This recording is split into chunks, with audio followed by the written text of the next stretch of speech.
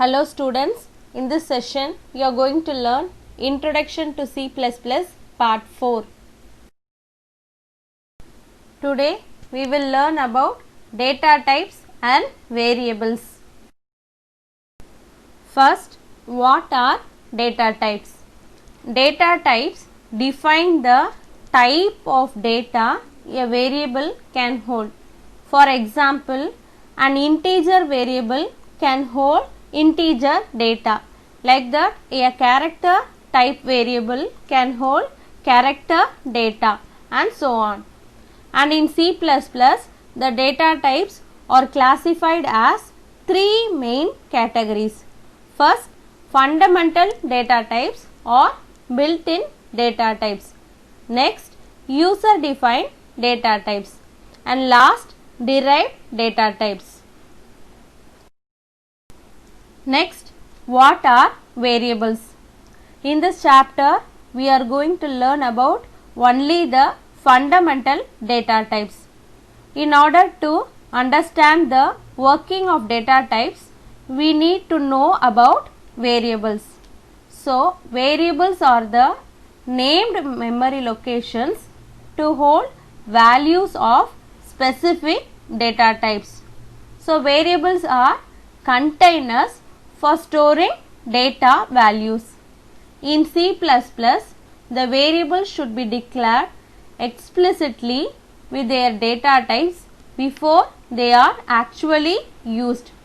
And the syntax for declaring variable is data type, variable name, semicolon. So, syntax is like formula. So, in this order only we have to define the variable. For example, int a. Here int refers integer data type and a is the variable name used for storing the value. Next, int a is equal to 5. Here a will hold the integer value 5. And next, to declare more than one variable which are of same data type, then we can separate it by using commas. For example, int a, b, c semicolon. Here it declares three variables of integer data type and it will be separated using commas.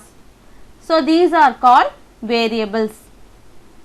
Next, fundamental data types. Fundamental data types are predefined data types available with C++, and there are 5 fundamental data types in C++. First int, next float, next double, next char and last void. Actually, these are the keywords for defining the data types. Now, let us see each data type one by one. First, int data type.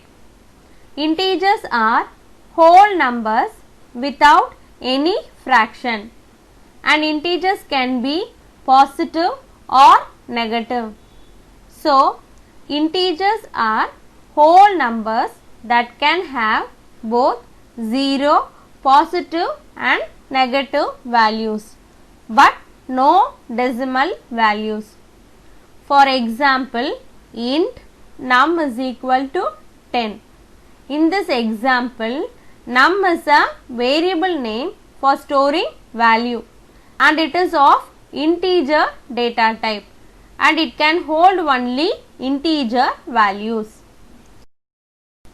Next, float data type.